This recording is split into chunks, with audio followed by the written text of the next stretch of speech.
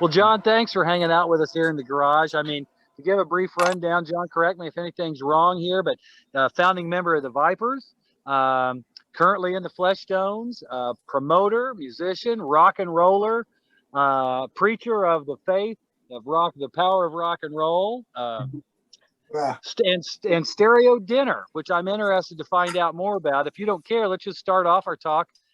Thanks for being here, Jon, and taking the time, by the way, for hanging out with us here in the garage. Tell us about Stereo Dinner. What exactly is it? I'll come back to that in a quick second, but I just want to correct you on one thing. And okay. Guilty is charged on most of that stuff, with the exception of I'm not in the Fleshtones at this point. Okay. Okay. It's been many, many moons since I've been in the Fleshtones. They're in my heart, but I'm not in their band. And yeah. But though I have to say, I'm very close to them as friends and stuff, and we could spend hours just talking about how meaningful they are. But yeah, the other stuff is the case, and I think Manfred is actually the rock and roll preacher. That's true. That's true. I don't know about me, but I'd love to talk about Stereo Dinner for a minute if you want. Yeah, sure. Please. So a little bit before the pandemic, I was sitting around with some friends of mine who are also music industry professionals. One's does marketing and promotions, and the other fellow does. He's a guitar player in his own right, a very good musician, but he's also a sommelier and a wine scholar, and is run many a kitchen and walk the floors of many a venue, that serves food and beverage. And, I come from a background of talent buying, and I had this crazy idea that, the whole you guys know what a meet and greet is, right? Where people sit down with an artist and whatnot. And I think everybody kind of knows that, meet and greets can go any number of ways. They're not always very satisfying, for a variety of reasons. And a lot of venues that serve food aren't very, the food's not very good, frankly. So I thought to myself, well, I don't own a venue,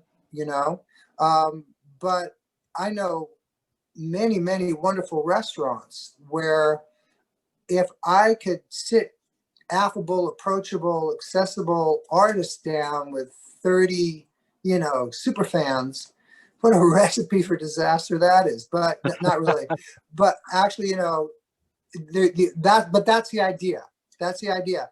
And I guess it's based on the fact that people are all looking for a deeper, more meaningful connection and interaction, I think, with artists for a whole bunch of reasons. I think, the fact that any minute, if you want to, you can go catch an artist in his bathrobe, standing there, that's how accessible everybody is these days. Right. Right. And I think, and I think that, artists are getting older, fans are getting older, and I think they want more than just music. Sometimes I think they want to talk. I think they want to, Yes.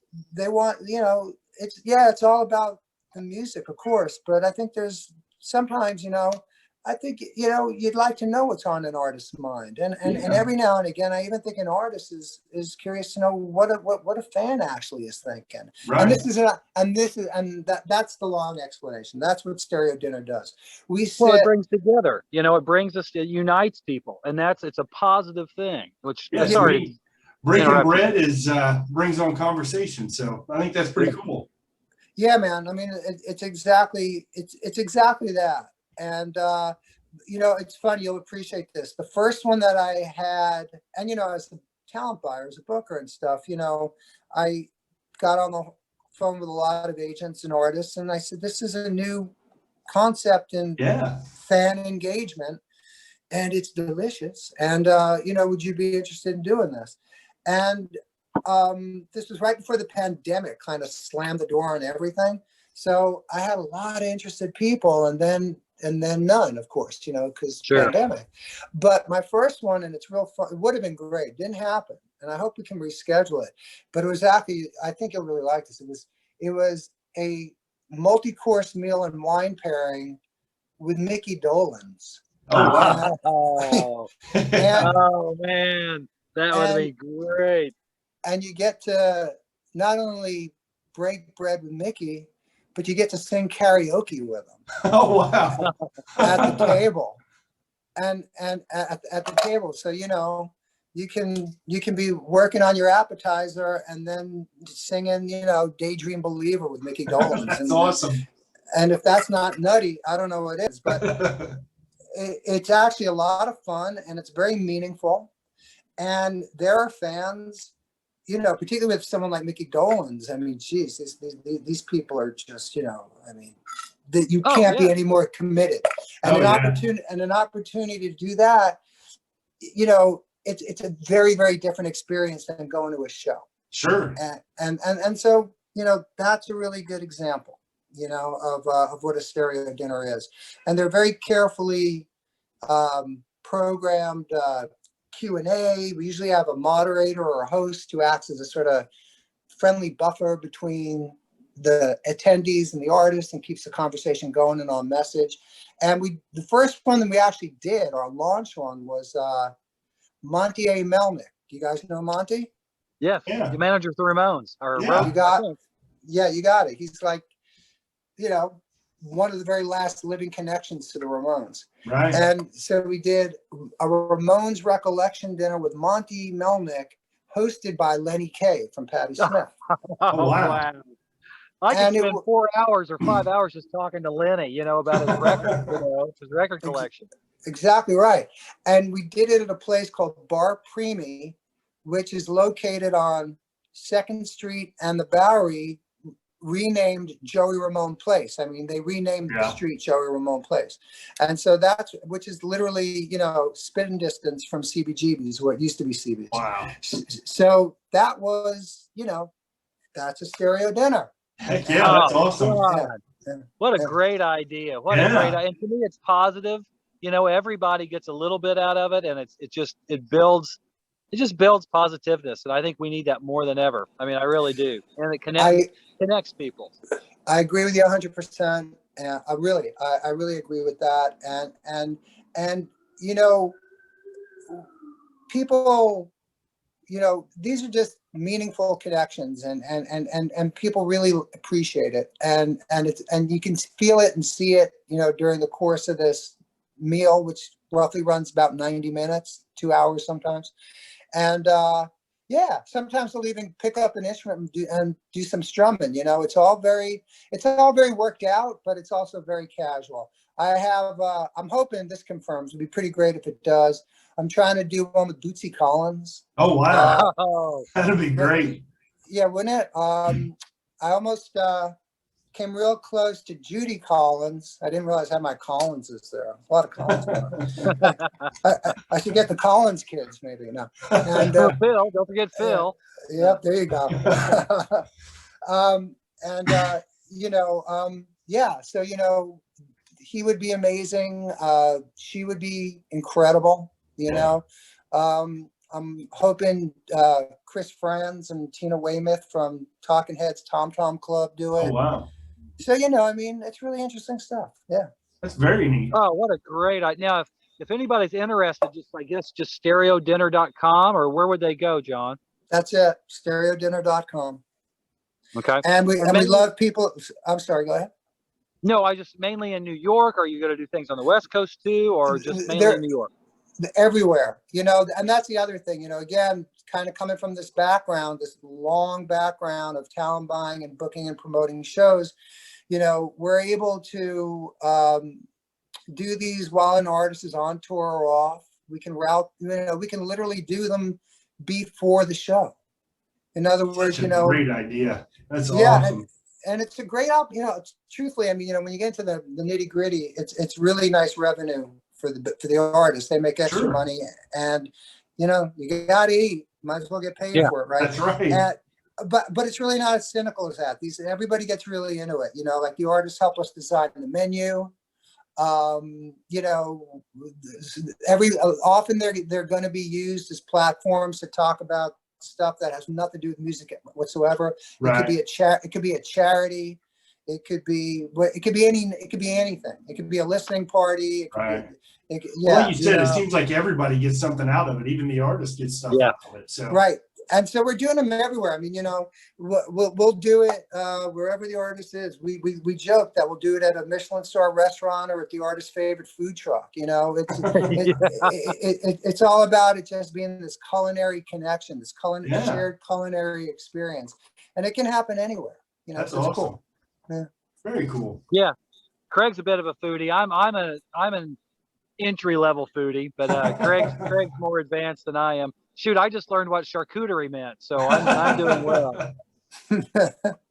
Yeah, well, I'm with you actually. I'm not much of a foodie, but well, I just like to eat. So yeah, but I have partners who are, and that's their department. That's the main thing.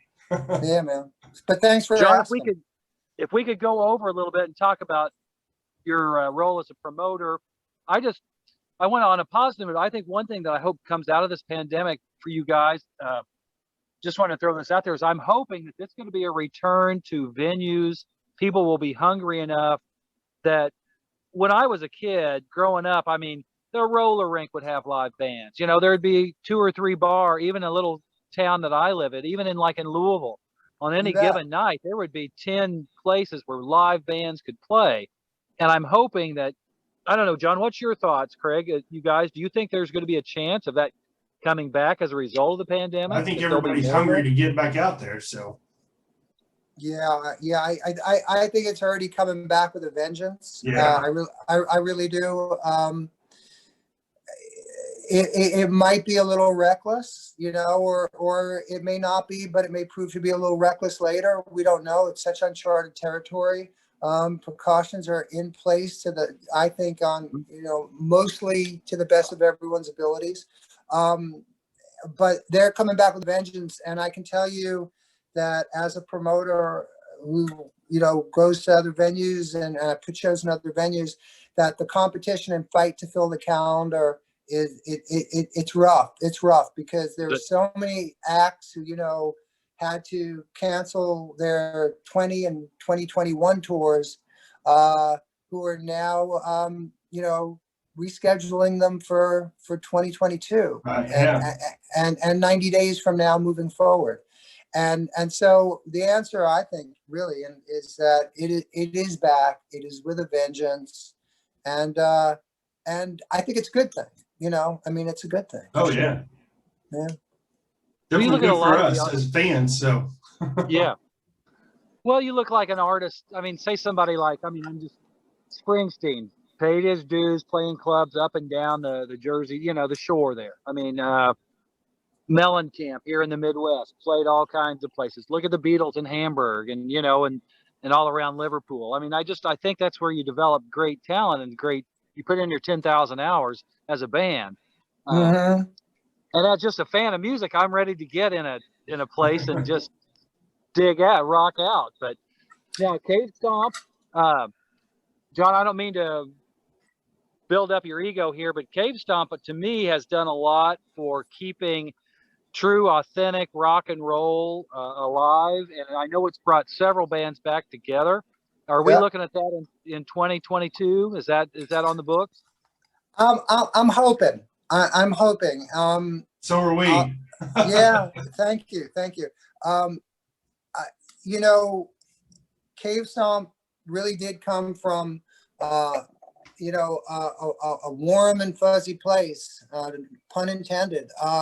What we really care about is this music. I mean, very few people play garage rock for the money, right? Because there ain't none. So you really got to love the music, and I know you do, and I do, and I wanted to create this opportunity for a lot of these legends, to play again, give them an opportunity to play before a really adoring crowd who were there to see them. And do it while they still were in good enough health, you know, To do because it. a lot of these guys are getting older, and gals. And so that's really that's what Cavestomp was about. You know, we used to joke, you know, can you imagine how amazing it would be to see, like, you know, the moving sidewalks? You know, I would have these conversations with Greg Prevost in, like, you know, 1982 and 3, you know, boy, wouldn't that be something? And you want to know what? In 2007, we did. I brokered a reunion for Billy Gibbons and the original Moving Sidewalks. And That's awesome. And they played, you know, and it was great. You know, it was fantastic. And we did the same thing with the Sonics. And, Yeah. you know, that, I don't know, have you made it to any of them? Have you ever been to one? We haven't yet. We're hoping next year. Yep. Yeah, me too. And yeah, I mean, you know, to do the Sonics was took like I'm not joking, you know. I used to give Larry Paripa, the guitar player in the Sonics, every year. I mean, for almost 15 years, I would call him every 6 months, and he would take my call. He would just, you know, we would just shoot the breeze, and somewhere in literally, like, you know, the 15th year, he said, I think, you know, next year might be the year. And we did it. And it was phenomenal. You know, I mean, these, you know, the one thing that the only thing we really ask these guys to do is to not show us how good they got. In other words, we want them to play like they, right, you know, Right, it's like, right. It's like the nicest way I ever put it to, I think it might even been to Larry, was like, Larry, no one wants to hear how much you've improved. Nobody. You know? And the only thing we really asked all of them, whether it was the Monks or the Standells or any of these characters, was please try and, you know, do it the way you did in 1965, 1966, 1967. Kick out the jams. Yeah. Yeah. And with very rare exception, they did exactly that. When Question Mark and the Mysterians, they pretty much did the first official Cavestomp. I got, you know, them to assemble and come to New York, and we did 2 nights at Coney Island High. Oh wow. And I swore, you know, everyone was there, you know, came for that show. Really funny story was Greg Prevost, who's, you know, a fan. He's such a fan, right? You know, he's just such a fan of this stuff.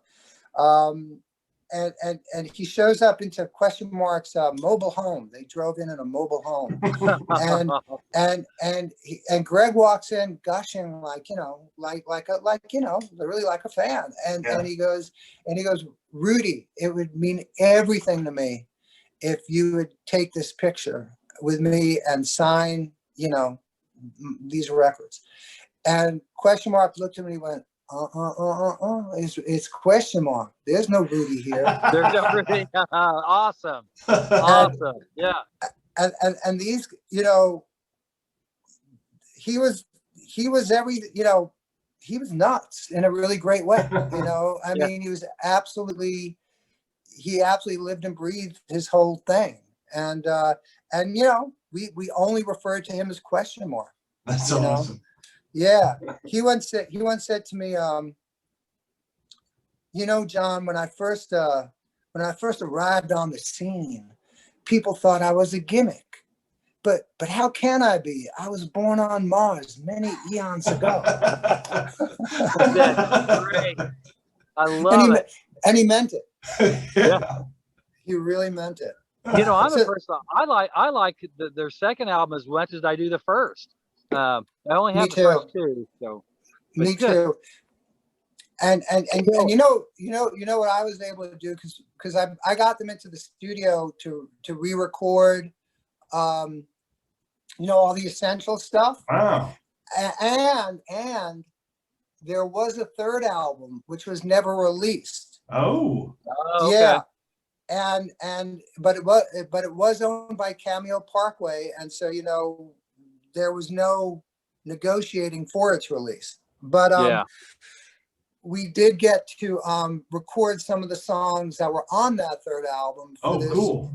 Yeah, we rewrote. Yeah, we did some re-records of that, and again, these guys really stuck to the sound when they were playing, when little Frankie Rodriguez, was playing the 2-finger Vox organ. Yeah. He sounds like he's 15, again. Yeah. And they really kept it, they kept it pure, and they kept it old school, very old school. and these guys are super accomplished players. I mean, at this point, they've been playing for 40 years. Yeah. They've been playing, like more, like 50, 60 years, these guys, like Bobby Balderrama, the guitar player. I kid you not. I mean, it's like Stevie Ray Vaughan. I mean, he is a guitar gunslinger like you've never heard. But when he's doing Question Mark and the Mysterians, he sounds like he's 15. It's great. It reverts back. Yeah. So, John, where did the idea for Cavestomp just came from your love of the music, saying we've got to get this back out there? I mean, is that pretty much it to encapsulate what you were saying? Okay. It really is. It was like, a lot of these guys are still alive, and, some of them may want to do this. Let's find out. And this is all pre-internet, all pre-email, pre all that. And so it was a lot of phone calls, a lot of message machines, a lot of busy signals, a lot of disconnected numbers. Yeah, man, couple of letters, couple of postcards, and that's what we did, and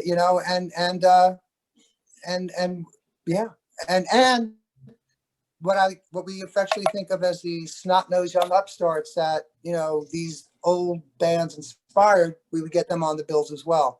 So we'd have all, we would anchor the shows with these legends that we're talking about, and then we would book hopefully what we thought were really the best of the contemporary young garage bands to support it. Well, the good thing is there's still guys doing it. It's not it's not a lost sound. It's still, they're still making good music with it. So and it's got no shelf life, right? It just sounds, it always sounds right. I was in a restaurant last night. We had a stereo dinner last night. We're in this place called Quality Bistro. It's a very, very upscale French restaurant. And I am walking through this place, and I swear, I'm like, is that pushing too hard? I hear. And I'm literally I'm in this like Michelin star restaurant in Midtown Manhattan, and I'm hearing Sky Saxon and the Seeds coming out of the recessed speakers in the ceiling. Yeah, it's pretty wild. John, were you able to get Sky on, or say Roki? Yeah, from the 13th floor. Were you? Okay. Never got Rocky. I tried, but that didn't work out for me. I did see him a couple of times when he played New York, and he was amazing. Really, had it together. Some of these guys, and I'm not talking about him necessarily, but some of these guys are really, this is all they can do, and they still do it great, and then when they're not doing this, they're a train wreck, but that's when the problems arise, right? That's right. So no, didn't get him, did get Sky. We did something really fun. We got the Mysterians, without question mark, to back Sky. Oh, wow. Doing Seed songs. Okay. And it worked. That's interesting. Yeah, it really worked well. A Seeds reunion would have been amazing, but that wasn't going to happen. But Sky, he delivered. He showed up with a like a very long beard. And Greg Prevost actually convinced him to shave it off before he Shave it off. did. Oh wow! Good for Greg. Wow. Yeah. Greg, yeah. Good for Greg.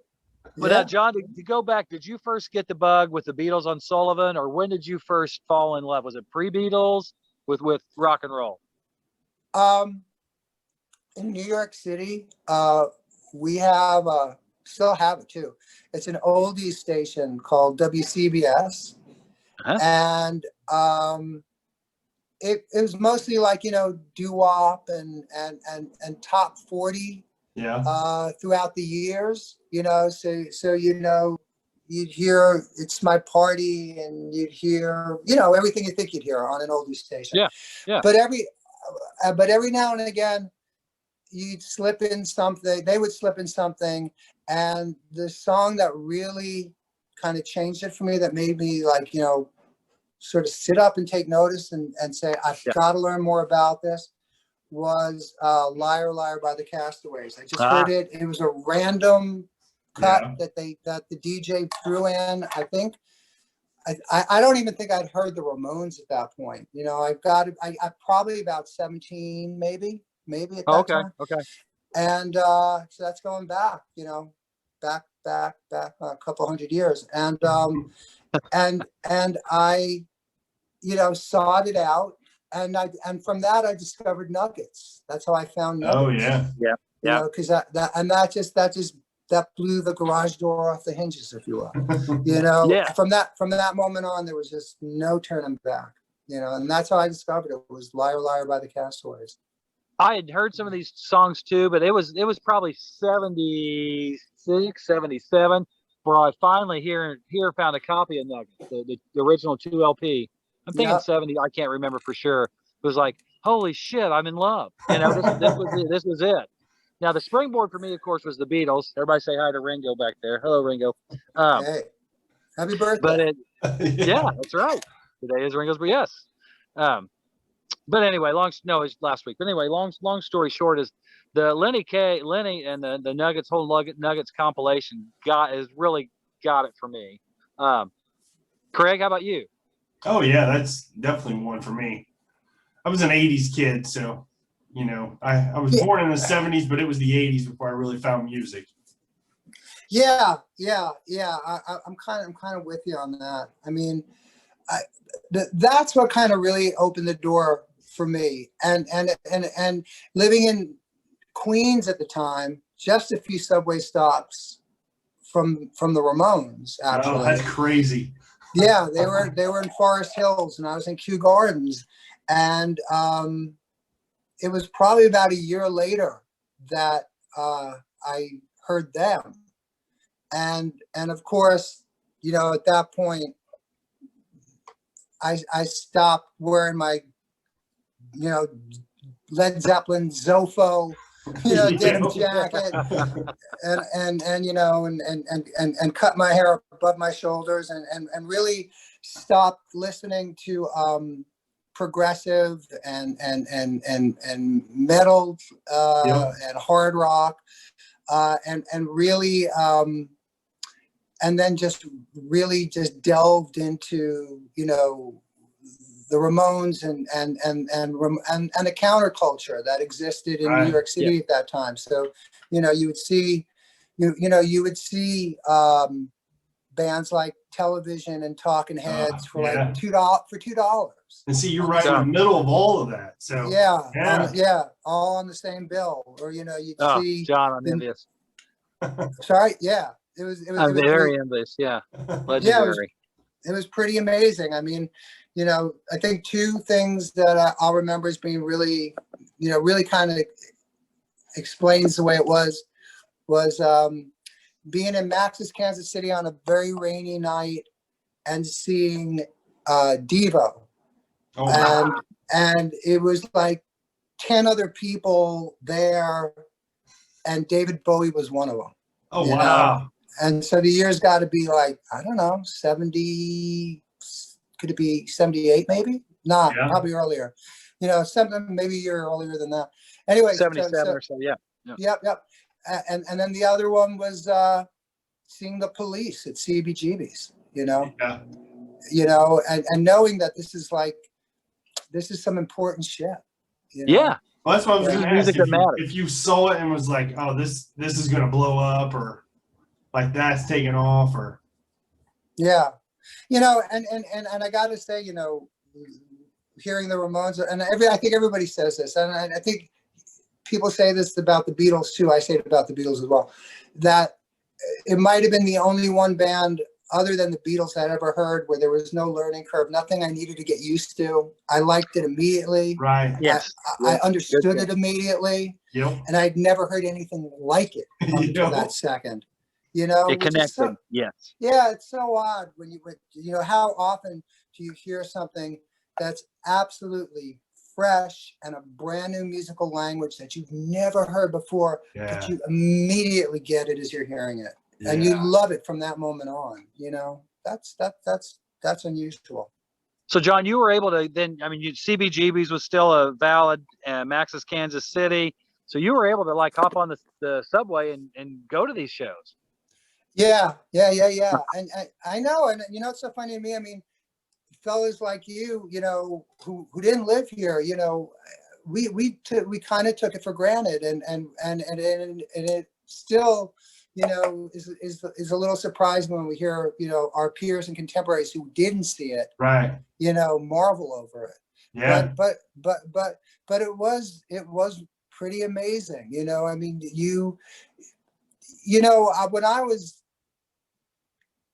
when I was 16, 17 years old, I saw, the Stones at Madison Square Garden. I saw Led Zeppelin 3 nights in a row, and I saw the Who, and I saw that stuff and I loved it, but I didn't relate to it. It's not the same. Yeah. Yes. That's a great point. Yeah, I was in awe of it. I looked up to it. They were gods, looking down at me. But this other stuff we're talking about, it was not like that. This was like by us, for us. Music. Yes. And it was truly, it was empowering, and it rocked. It was great. I mean, and you got wasted. It was the best thing ever. Of course. That was when it didn't take us 3 days to recuperate. Now, John, did you ever see the Ramones? Did you ever have a chance to see the Ramones when they were still... Yeah. Oh, yeah. Like dozens and dozens. It sounds like you saw everybody. So, I saw plenty, but there certainly were things that I missed. But I saw all the ones that you would the ones that first come to mind. Sure, for sure. And I did see them and a lot of times, and it was pretty much unlike anything before and since. I mean, I'm a very proud and unapologetic, like that's for me, that's my number one band. I'm a tremendous, huge Beatles fan. Trust me, I get it. But I got to say that, there's something about those four guys from Forest Hills. They connected for me, and I'm not alone. A lot of people feel that. I agree with you. Yeah, I'd say, Craig, the Beatles are my root band, but I'd say the Ramones are yours, Craig. Yeah. Okay, let me ask you guys. This is an easy question for your Ramones heads, but what is the Beatle Paul McCartney connection with the Ramones? Oh, that's an easy one. Yeah, I'll shut up now. I know the answer, but someone else can take it. Okay, Craig, go. Well, that's what the Paul McCartney used to go to hotels. Yeah, as Paul Ramon. That was his alias. Yeah. And Ram On. Yeah. Off the Ram album. I didn't even think of that. Yeah. I never thought of that one. That's good. Yeah. That's good. Oh yeah. So yep. Very good. You guys passed the Beatle Geek test. Thank you very much. But so, John, you were able to see now, let me ask you this about your record collection. Were you able to hold on to your vinyl? Yes. Yeah.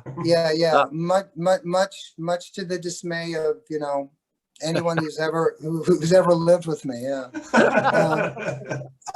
Yeah, I did. In fact, again, this this really is the truth. I'll tell you a very funny story about how I kind of upped my vinyl collection all out of the blue. And the book that Mickey Lee put out, right? I Slept with Joey Ramone, right? About his brother. So if I was to write a book, it would be called I Slept with Joey Ramone's Garbage, and I'll tell you why that is. I was living with my roommate at the time. Again, this is like late 70s, maybe super late 70s, and was Mark Bukowski, the original bass player in the Fleshtones. We shared a apartment on 10th Street between 1st and 2nd Ave. And I was coming home one night, bitter freezing weather, February type weather, and I walked past this dumpster overflowing with records. No. And this is the 70s, and records are not a big deal, right? Right. So, it's like, who gives a shit? It's records. Right. Who cares? Records are everywhere. And upon closer inspection, I realized that these are not just any records, and they're not just anybody's records, because these are Joey Ramone's records, because these are Joey Ramone royalty statements. Oh, wow. These are this is fan mail addressed to the Ramones. These are Polaroid pictures of Joey backstage with any number of fans. And these are some of the wildest, craziest records I've ever stumbled on. It's like, Mexican rock and roll. And I think the first 45 I kind of picked up and fished out was Little Roger and the Goosebumps doing Stairway to Gilligan's Island. Oh, wow. And I'm going through all this stuff, and it's like I've stumbled on Joey Ramone's Garbage, and it's and there've got to be like 100 LPs and as many 45s scattered on the street, and I scooped it all up and took it home. I was going to say, how many trips did it take you to get it all? Couple, 2 or 3. But and I still have some of that to this day. Oh, wow. That's amazing. Yeah. I told that story to Monty, and Monty said it was probably Joey's mother who cleaned out his apartment. He said Joey didn't throw anything away, and his mother would come over periodically and like clean out the fridge and throw out I'm sitting here trembling just knowing that connection, That's awesome. That's amazing. That is amazing. Well, Jon, I don't want to keep you anymore. Thanks for spending an hour with us here in the garage. I appreciate it. There's a million more questions. We'd like to have you back on sometime if your schedule allows it. If that's possible. Love it. Yeah, man. Love it. And thank you for asking about Stereo Dinner. Appreciate that. Oh, definitely. And we look forward to Cavestomp. We told Muck from Muck and the Myers, who's one of my we told Evan that we'll carry his amps, just help us get there, whatever it takes. Well, we'll be roadies, and we can just come and hang out with you guys. We'll certainly work something out. If it happens, I would love you to come, and we'll figure out how to make that happen. I want to ask you guys though, before we go, what are you listening to? Who are you liking? Oh, well, what's new and different? Well, let's see. What have we been listening? What have we been playing lately, Troy? Well, the Premonitions. Love the Premonitions. That's a band, I think, out of LA. That's a new kind of garage band. There's a new it's a girl group called the Lindas. Lindas are good. Rob Clark and the Wool Tones are awesome.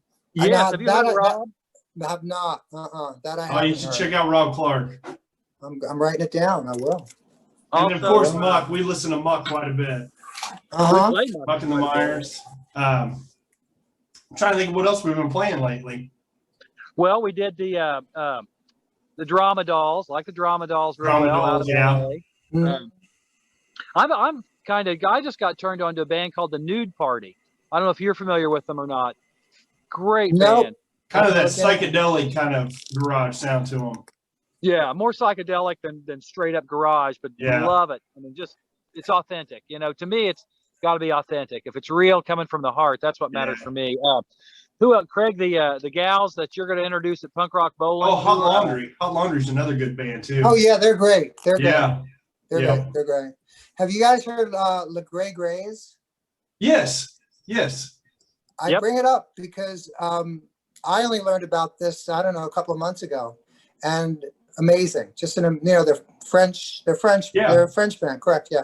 And I was just shocked. It's just how good it was. You know how amazing it was. And yeah, we played them on the show, John. I think we've played them maybe just once on the show, but Yeah. we're on Rag House Radio now. We air on the internet on Saturday and Sunday nights, and so we basically all we do is play new artists. We search out. That's our to find stuff that moves us, man. there you go. Gotta find the want to turn people onto it, share it with everybody. I say we go down that rabbit hole every week, so. You're lucky fellas. All right, Yeah. well, listen, I've really enjoyed it. I thank you for having me. Well, thanks for coming on. John, We appreciate thank you for it. being here, and let's We're be big in touch. fans Yeah, big fans, John. I just appreciate all you've done to help rock and roll and everything. So thank you. Thank you, man. Talk to you soon. All right. Thanks a lot. Love and peace. Bye-bye. Bye now.